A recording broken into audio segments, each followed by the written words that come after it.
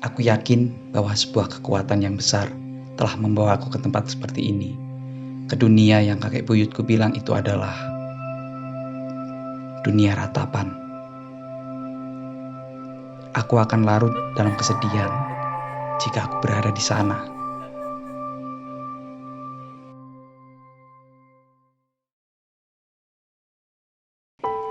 Malam itu sekitar pukul 11.50 tepat, aku menulis sebuah cerita pendek yang biasanya aku melakukannya tiap malam ketika aku terjaga dari tidurku. Kalau tidak, biasanya aku bermain gitar dan bernyanyi semalaman. Bahkan terkadang aku melakukannya hingga matahari mengintip dari balik jendela kamarku. Aku senang melakukannya karena menulis dan bermain gitar adalah hobiku dan hal yang sangat aku cintai.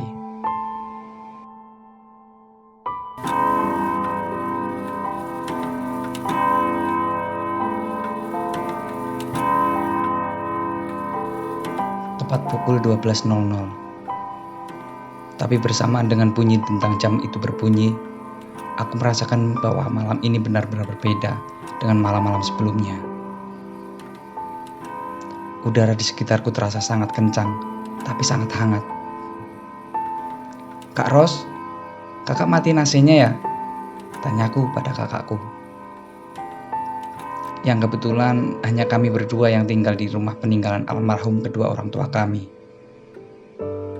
Karena tak ada ketanggapan dari kakakku, yang memang aku pikir tak mungkin kakakku mendengar perkataanku, aku pergi ke kamarnya.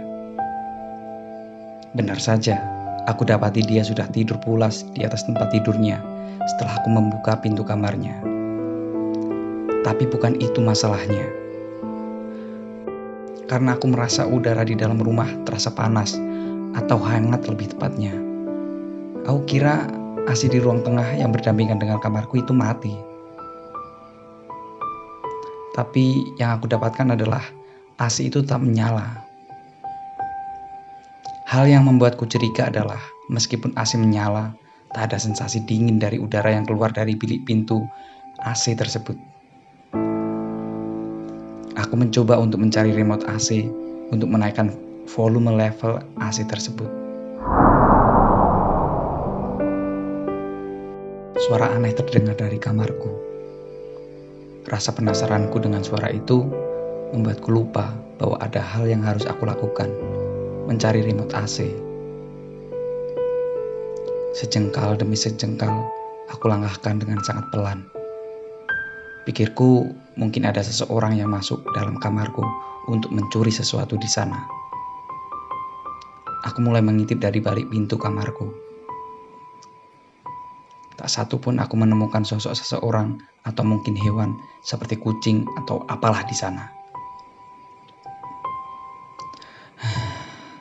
Syukurlah dalam hatiku dengan menghela nafas panjang untuk menghilangkan rasa tegang yang membuat jantungku berdetak tak karuan.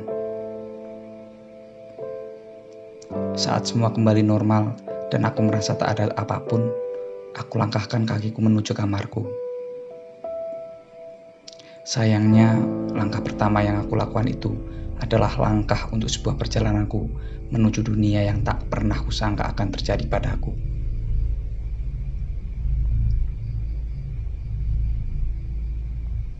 Sebuah ruang aneh yang sebelumnya adalah kamarku yang aku tinggal beberapa menit lalu dan sempat masih aku lihat beberapa detik lalu telah terpampang di depan kepala mataku sendiri. Tak kusangka sebuah cerita dongeng dari kakek buyutku dulu yang aku anggap hanyalah cerita sebelum tidur yang hanya akan membuat mimpi buruk sekarang telah menjadi sebuah kisah nyata yang melibatkan aku dalam cerita itu. Aku membuka mataku lebar-lebar, seakan tak percaya aku mengalaminya. Aku melihat seorang kakek yang duduk di atas kursi ayun, tepat di sampingku berdiri. Ada sebuah almari yang tertutup rapat di dekat jendela di sampingnya. Dan ada sebuah gitar tua yang seperti sudah lama tak terpakai karena banyak jaring laba-laba yang menempel pada senar gitar itu. Selain itu, banyak kertas-kertas berceceran di mana-mana. Aku mendekati kakek tua itu. Sekarang aku merendahkan badanku berada tepat di depannya.